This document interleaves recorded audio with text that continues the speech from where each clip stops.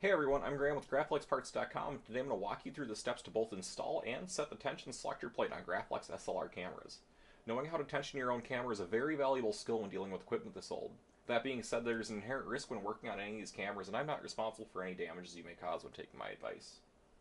Luckily, this work is not terribly difficult and only requires a few tools. You'll need a small flathead screwdriver that confidently fits the screw heads, as well as a small pliers for removing the nut on the selector plate. And then I also use the Tri-Flow bike lube to soak into the roller a little bit, and then some green lithium grease that you can apply to either underneath the switch right here, or to some of the gear teeth itself. When you first take the plate off, it's best to arrange your screws in the same shape of the plate, that way you know which ones go into the holes that they came out of. Before we start tensioning this, I'm going to make sure that the curtain is set to open, and it's currently not. So we're going to add a little bit of tension with the screwdriver, slowly turning counterclockwise and rotating the curtain back. It'll properly hit its stops, and we're going to release it again, gently roll it more. And we'll do this and continue until it reaches the open setting, where then we can work on the tension itself.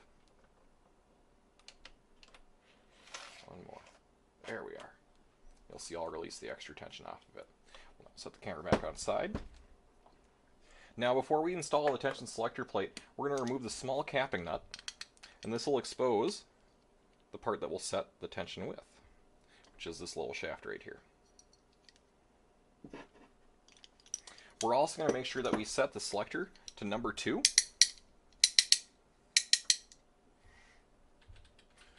Soon we'll be setting the roller spring's tension based on setting number 1, but setting it to number 2 before installing prevents the gears from rolling backwards to number 6.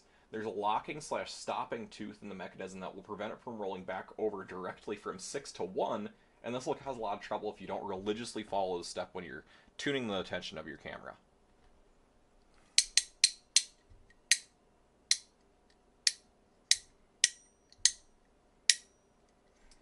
Now that I've got the tension set to number 2, we're going to shove the screwdriver through the hole that we just took the capping nut off of and mesh it into the top of the roller here.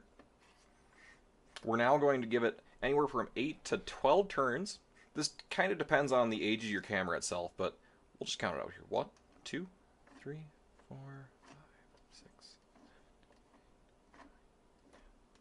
And that's just setting a base tension for the camera. Well then, with this set to number 2, we're going to slowly jiggle these two until the plates mesh together. We're going to release tension now with this, and the gears will mesh together properly. See how the two roll back a little bit. We're going to then release it down to number 1 while firmly holding this straight on the camera. This is not to bind any of the gears. We're going to flip it over, and we're going to run the shutter from 0. Yeah, we can see that we don't have enough tension set on it right now. It's barely wanting to move. In order to fine tune this, all we're going to do is we're going to make sure we rotate this back to 2. We're going to stick our screwdriver in, hold our tension with this, lift the plate up, and then we're going to advance it counterclockwise again by just, let's do 1 turn. We want to move in half turn to 1 turn increments. Allow those two to mesh back together. Set it back to number 1. Flip the camera back over. Release. We're probably going to have to do another 2 revolutions, I assume. Oh, I almost did that again. So we want to move to 2. We would cause ourselves some jamming problems. We're going to open this up. 1, 2. Allow the 2 to mesh back together. Drop it back to 1. Now we get a little bit more of a good play there. But to do the definitive check of this, we're going to end up firing the mirror from this because there's extra linkage involved, and that slows this down. So this is going about as slowly as I'm going to want it to, because it should move slowly but not sluggishly, and confidently but not quickly.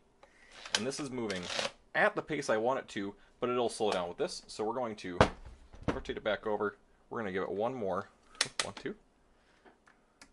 1 more turn. 1. Drop it back on. Then drop it like that. Now let's fire the mirror. And that's a pretty good setting. I like that. And then all you want to do to finish this job off, replace the capping nut, replace your screws as proper, and then you can easily check the shutter speed using a digital camera with bulb mode. Wrap a towel or dark cloth around the camera and then just shoot through with the camera. And that's a really good way to check speed, but generally setting based on that lowest tension, that gives a good ballpark for the rest of the speeds. They might not be exact, but they'll be pretty close, and definitely close enough to be used. That's pretty much all that it takes to service one of these cameras. Thanks for watching.